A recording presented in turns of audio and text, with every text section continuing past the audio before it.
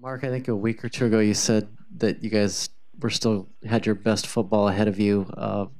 Usually teams are either getting better or fading away. Do you feel like you're just starting to take off now with Vernon back, and that really helped out the defense a lot the way your offense was playing?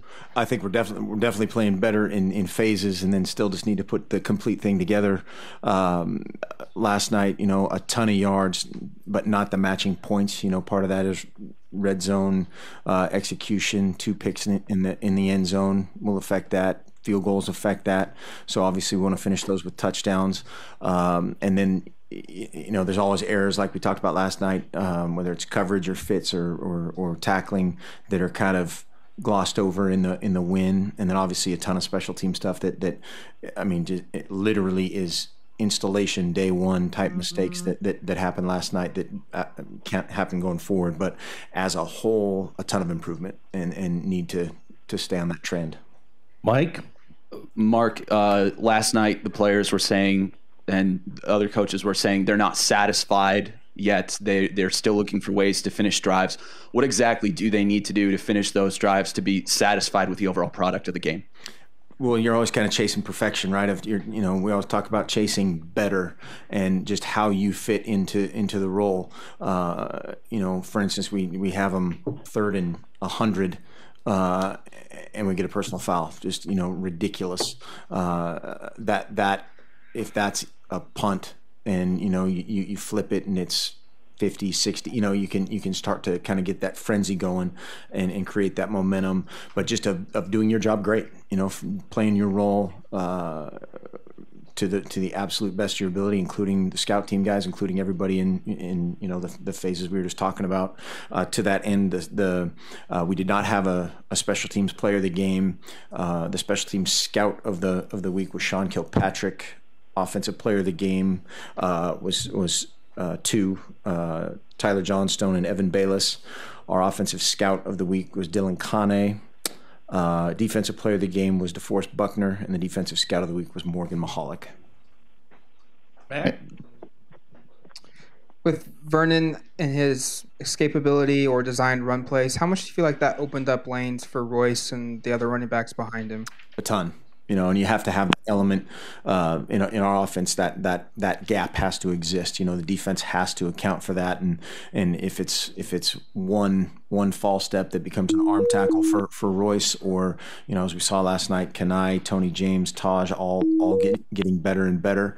That element has to be there. Mike, do you have a question? Yeah. So with so many guys running the ball so well last night, at or almost 100 yards on the ground, what was clicking for them last night? For the most part, hitting things in the right spot. For the most part, still had a couple things that had some opportunities to have huge plays that either didn't press far enough and bounce too early outside or cut back too early to the backside, all kind of growing pain type of things. And then the offensive line played well, still not great, perfect, but better and with more confidence. And so just again need to stay on that trend in preparation for Stanford. Rob? Can you illuminate a little more what you saw from Bayless that you liked from him? I mean, I don't think he had a catch, so what did he do so well? He probably had his best blocking game, definitely of this season. I don't know if it's of his career, and just of had a couple great finishes that sprung runs, set the edge several times in kind of the student body right type of action sweep play. Did a really good job setting the edge. Andrew Greif, you have a question? I do. Last night, Frost said that the offensive line he thinks is kind of his unsung hero in this turnaround. Thinks they play really, really well and consistently. Wondered if you had a position group that you thought has kind of gone under the radar but has played quite well in this 3-game turnaround.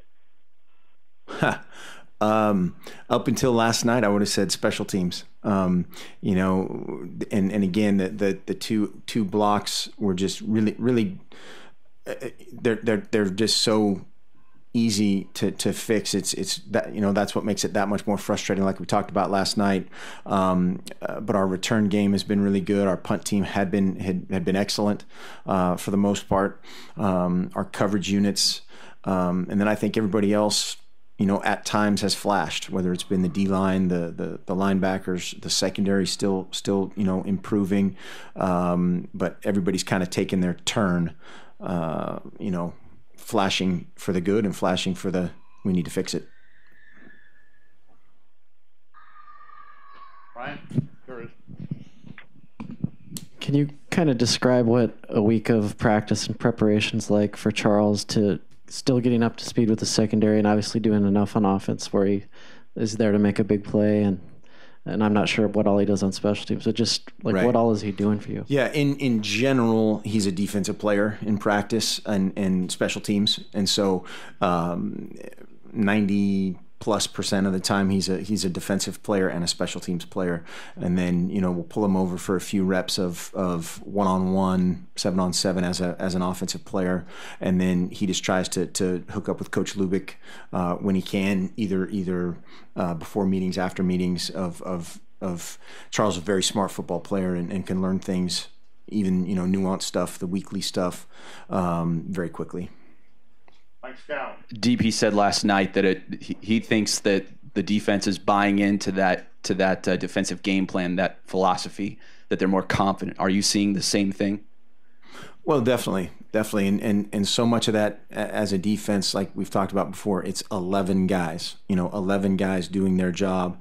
If I'm a defensive lineman, I'm not trying to peek around to do somebody else's job. I've got my pads down and I'm fitting my gap or fitting my offensive lineman, whatever it may be. And then last night we got some hands on some balls up front. We got some hands on the ball in the secondary.